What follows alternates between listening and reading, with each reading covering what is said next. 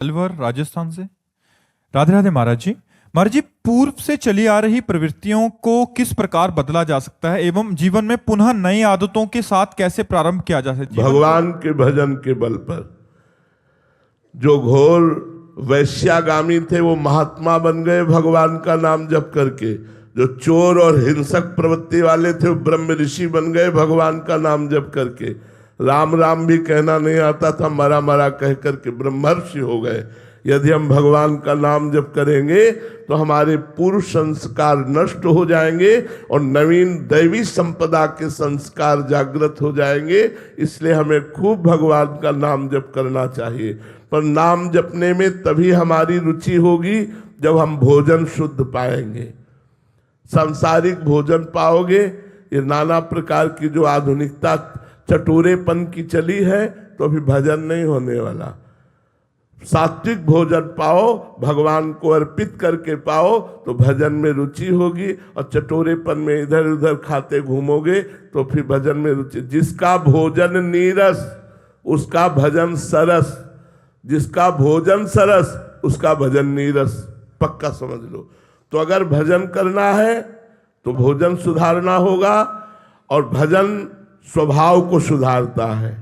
भजन पूर्व संस्कारों को नष्ट करके नवीन संस्कार प्रकट करता है, जो भगवान की प्रसन्नता का हेतु होते हैं। इसलिए खूब भजन करो, नाम जप करो। यही नाम जप पूर्व पाप और पूर्व संस्कार दोनों को मिटाकर नवीन दैवी संपदा का हृदय में संचार कर देते हैं। शिव कुमार जी लुधियाना से। राधे राधे महाराज जी। महाराज जी, पूर्ण शरणागति का अर्थ क्या है?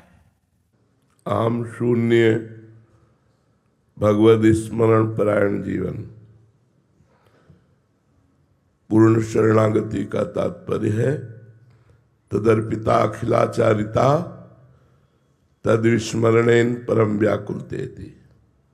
भगवान को समस्त कर्म समर्पित, लेकिन कर्म समर्पित वही होते हैं जो भगवान के अनुकूल कर्म होते हैं, अर्थात शास्त्राज्ञा के अनुसार कर्म, और वो भगवान की प्रीत्यर्थ और निरंतर भगवान का स्मरण, और ये सब भगवान की कृपा से हो रहा है, ऐसा अनुभव होना, ये शरणागति का लक्षण है। अहम शून्य जीवन, अहंकार रहित जीवन, देहाभिमान जिसका गलित हो चुका है, जो अपने को तृणादपि सुनीचेन तरोरियु सहिष्णुना अमानिना मान देन कीर्तनिया सदा हरि। जो अपने को तृण के समान नीच समझता है, वृक्ष के समान सहनशील, दूसरों को सम्मान देना, स्वयं सम्मानम कल्याति घोर गर्णम, सम्मान को विष के समान समझता है और दूसरों को सम्मान देता है। अमानिना मान देनो, स्वयं अमानी रहकर सबको मान प्रदान करता है, वो भगवान का शरणागत भक्त होता है। जो अहम शून्य है, अहम शून्य, बहुत खास बात है। अहम शून्य जीवन, भगवत स्मरण प्राण जीवन, यही शरणागति का स्वरूप है। गणेश चौहान जी मध्य प्रदेश से। राधे राधे महाराज जी। महाराज जी, संतों और गुरुजनों के मुख से नवदा भक्ति के बारे में सुना है। महाराज जी, इस कलयुग में कौन सी भक्ति श्रेष्ठ है? भगवान का नाम जप। कृतयुगे ध्यायते विष्णुम त्रेतायाम यजितैमखै द्वापरे परिचर्यायाम कलो तद्धरि कीर्तनात्।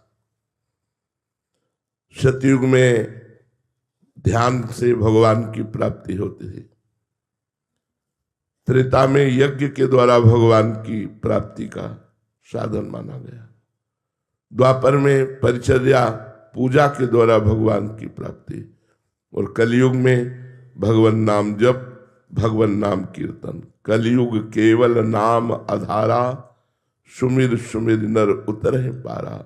जो भगवान के नाम का निरंतर रटन करते हैं वो इस संसार समुद्र से पार हो जाते हैं। और बड़ी सूक्ष्म बात गोस्वामी जी ने कही, नाम लेत भव सिंधु सुखाही, करहु विचार सुजन मन माही। ऐ सुजन जन, विचार करके देखो, नाम में इतनी सामर्थ्य है कि भव समुद्र को ही सुखा डालेगा। अर्थात माया भगवान की कृपा से है ही नहीं, ऐसा अनुभव हो जाएगा। सारे भ्रम नष्ट हो जाएंगे नाम जपने से। अगर नाम जप नहीं है तो राम राम राम जी जो लो तू न जपी है, तो लो तू कहूं जाए तिहू ताप तपी है। सुरसर तीर बिन नीर दुख पाई है, सुरतर तरे तो ही दारिद्र सताई है। गोस्वामी जी कह रहे, चाहे जितना उपाय कर लो, अगर नाम जप नहीं करोगे तो भव सिंधु से पार नहीं हो सकते। छूटवे के जतन विशेष बांधे जाएगो, होए है विश्व भोजन जो सुधा सान खाएगो।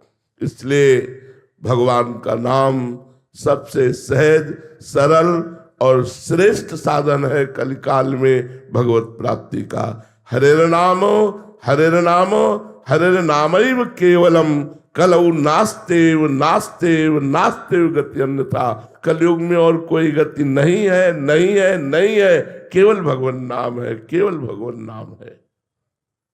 भूमिका भारद्वाज जी मुंबई से। राधे राधे महाराज जी। गुरुदेव भगवान, आपने सत्संग में बताया है कि बड़ो ही कठिन है भजन डिग धरिबो।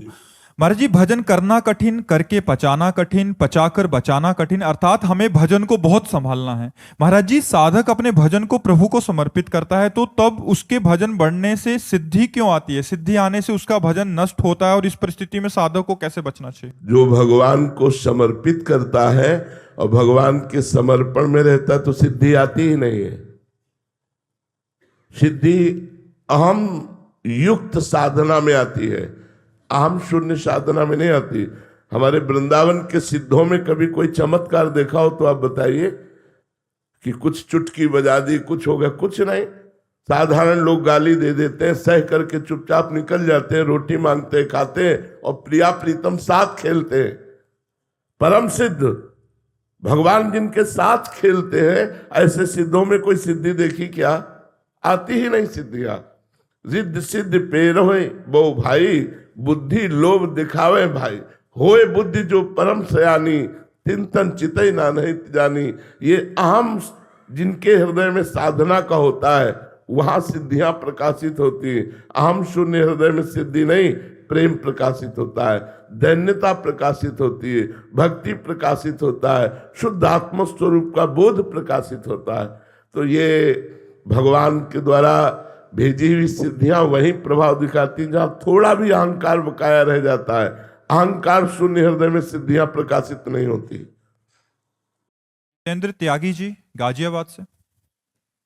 राधे राधे महाराज जी। महाराज जी, मेरा प्रश्न है कि जिस इच्छा को प्राप्त करने के लिए हम लगातार वर्षों तक प्रयत्नशील रहे, वो प्राप्त होने पर खुशी क्षण भर की होती है। जैसे कोई वस्तु, कोई लक्ष्य, उसका महत्व कम हो जाता है और मनुष्य का मन नए लक्ष्य को प्राप्त करने में लग जाता है। जो प्राप्त है वही पर्याप्त है, ये मनुष्य क्यों नहीं समझ पा रहा? महाराज जी, इसका कारण क्या है? इसका कारण है कि वो असीम आनंद स्वरूप परमात्मा का अंश है, उसे असीम आनंद चाहिए। और असीम आनंद प्रकृति के किसी भी राज्य में नहीं है, न किसी वस्तु में, न किसी व्यक्ति में, न किसी पद में, न किसी प्रतिष्ठा में। तो हर पद, हर प्रतिष्ठा, हर वस्तु, हर व्यक्ति के प्राप्त होने के बाद वो अतृप्त हो जाता है, उसे और चाहिए। क्योंकि वो असीम आनंद जब तक नहीं मिलेगा तब तक ये हृदय से नहीं निकलेगा। अब कछुनाथ न चाही मोरे, दीन दयाल अनुग्रह तोरे। जब तक प्रभु के चरणारविंद, जब तक प्रभु के नाम, जब तक प्रभु के रूप, प्रभु की लीला का आनंद नहीं मिलेगा, तब लग कुशल न जीव कहो, सपने हो मन विश्राम। जब लग भजत न राम कहो, शोक धाम तज काम। तब लग स्वप्न में भी विश्राम नहीं मिल सकता जब लग भगवान का भजन नहीं करोगे। भगवान के भजन से ऐसी हृदय में तृप्ति होती है जागतिक कि कोई इच्छा नहीं रह जाती, कोई इच्छा नहीं रह जाती। इच्छा का ही नाश हो जाता है। न पारमेष्ठ्यम न महेंद्रधिष्णम न सार्वभौमम न रसाधिपत्यम न योग सिद्धि अपनर्भवम वा। देखो देखो भजन का प्रभाव देखो, भगवान की भक्ति का रस देखो, कह रहे पारमेष्टम ब्रह्मा का पद नहीं चाहिए, महेंद्रधिष्णम देवराजेंद्र का पद नहीं चाहिए, सार्वभौमम पृथ्वी का सम्राट पद नहीं चाहिए, न योग सिद्धि योग की सिद्धियां नहीं चाहिए, न पुनर्भवम व मोक्ष भी नहीं चाहिए। क्या चाहिए? प्रभु के चरणों का दासत्व, प्रभु का चिंतन, प्रभु के लिए तड़पना, प्रभु के लिए रोना, ये असीम आनंद का मार्ग है। इसीलिए हमारे मन में होता है अगर ये शरीर मिल जाए इसको भोगूं तो तृप्त हो जाऊंगा, लेकिन जब उसको भोगा तो फिर और शरीरों की चाह पैदा हो गई। इस वस्तु को भोगूं तो और वस्तुओं की चाह, इतना धन हो जाए तो और धन की चाह, ये पद हो जाए तो और पद की चाह। ये चाह तभी पूर्ण होगी जब श्री भगवान मिल जाएंगे, जब श्री भगवान में हमारा चित्त लग जाएगा, अन्यथा नहीं। क्योंकि हम असीम आनंद परमात्मा के अंश हैं, तो हम असीम आनंद परमात्मा की ही प्राप्ति में संतुष्ट हो सकते हैं, अन्य किसी से हो ही नहीं सकते। चाहे त्रिभुवन की राज्य लक्ष्मी एक को दे दी जाए तो भी वो संतुष्ट नहीं होगा। महाराज ययाति ने अपनी जवानी तो भोगी ही, अपने पुत्र की 1000 वर्ष जवानी लेकर भोगा, तब अनुभव लिखा कि जो भगवत विमुख है उसे पूरी सृष्टि की स्त्रियां, धन, जौ और पद प्रतिष्ठा सब दे दिया जाए तो भी वो तृप्त नहीं हो सकता। तृप्ति भगवान के भजन में है। जब तक भजन नहीं करोगे तब तक असीम आनंद नहीं मिलेगा, और जब तक असीम आनंद नहीं मिलेगा तब तक हमारा मन कहीं टिकने वाला नहीं है। पक्की बात समझ लो। समझ में आई ये बात? रोहित जी लुधियाना से। राधे राधे महाराज जी। महाराज जी, जैसे कोई व्यक्ति भजन मार्ग पर चल रहा है तो उसकी सुख की कामना क्या होनी चाहिए? संसार में लोग अलग अलग भोगों की प्राप्ति को सुख मानते हैं या फिर गंदे आचरणों को सुख मानते हैं, तो भक्त के लिए सुख क्या है महाराज जी? भगवान की स्मृति। हर समय भगवान की स्मृति में डूबना, इससे बड़ा कोई सुख नहीं है। वो भगवान के सामने भी उपस्थित होने की आकांक्षा नहीं करता। पता नहीं हम अधिकारी हैं कि नहीं, वो आप देखो, लेकिन हर समय हमारे हृदय में मधुर मधुर भगवान की स्मृति चलती रहे, इससे बड़ा कोई सुख नहीं है। बिसरी हो ना बिसारी हो, यही दान मोहि देहु, श्री हरिवंश के लाड़िले मोहि अपनी करि लेहु।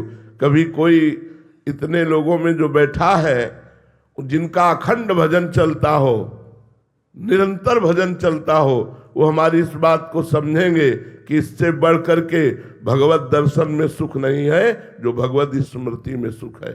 अखंड स्मृति में डूबा हुआ उपासक सतरति सतरति सा लोकाम तारयति, वो स्वयं तर जाता है, स्वयं तर जाता है, लोगों को तार देता है। सबसे कठिन साधना है अखंड स्मृति, निरंतर भजन, तैल धारावत भगवत स्मरण। न इससे बड़ा कोई सुख है, न इससे बड़ी कोई सिद्धि है, न इससे बड़ी कोई साधना है। अक्षय कुमार जी राजस्थान से। राधे राधे महाराज जी। महाराज जी, अक्सर हम दुख में तो भगवान को याद करते हैं, लेकिन जब जीवन में सब कुछ अच्छा चल रहा हो तब हम उनको भूल जाते हैं। महाराज जी, ऐसी कौन सी दृष्टि वैसे है? हमें लगता है दुख में नहीं याद करते यार। कौन दुख में भगवान को याद करता है? जब बिल्कुल असहाय हो जाता होगा तब भले याद करता हो, नहीं दुख में संसार ही याद आता है। वो रिश्तेदार, वो पदाधिकारी, उनका फोन नंबर, उनका फोन, भगवान कहाँ याद आते हैं? व्यक्ति, वस्तु, स्थान, यही याद आते हैं। वो तो धन्य भाग है जो दुख में भगवान का स्मरण करते हैं। कहाँ करते हैं दुख में? सब दुखी है, कौन सुखी है? सुखी वही है जो चित्त भगवान में डूबा हुआ है, नहीं तो सब कभी दुख कभी सुख, कभी दुख कभी सुख, ये तो तपेड़ा चल रहा है।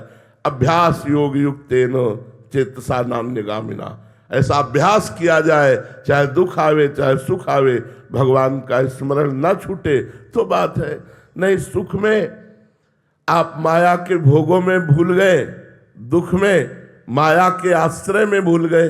माया का आश्रय, दुख आया उनको फोन नंबर लगाइए, दुख आया अपनी समस्या का निदान हम किसी व्यक्ति से चाहते हैं, प्रभु से नहीं चाहते। इतने लोगों में आप हृदय से देखो, आपको दुख मिला और सीधे मन भगवान के पास गया, कौन है ऐसा? जब सब जगह से हार जाएगा तो भले भगवान को पुकारे, नहीं पहले भगवान याद नहीं आते, पहले संसार याद आता है। हमारे रिश्तेदार हैं, हमारे अमुक है, हमारे अमुक है, वो अमुक डॉक्टर है। हम ये नहीं सीधे भगवान में चित्त गया, हे भगवान हमारे इस संकट की निवृत्ति कीजिए। अब भगवान जो उपाय भेजे वो भगवान, ऐसा कहाँ है? दुख में भी तो संसार की ही याद आती है। वो धन्य भाग है जो दुख और सुख दोनों में भगवान का स्मरण करते हैं। इसलिए अभ्यास योग युक्तेन चेतसा नान्य गामिना, अभ्यास ऐसा बनाओ कि चाहे सुख हो चाहे दुख हो, चित्त भगवान से अन्य जगह में ना जाए। भगवान, सुख है तो बड़ी दया है, दुख है तो बड़ी कृपा है भगवान की। दया और कृपा का अनुभव करते हुए वो भगवान के चिंतन में डूबा रहता है, वही धन्य है। उसी का मनुष्य जीवन धन्य है जो सुख दुख दोनों में समान भाव करके भगवान का निरंतर भजन करता है। जो दुख है वो तब तक दुख रहता है जब तक भगवान का स्मरण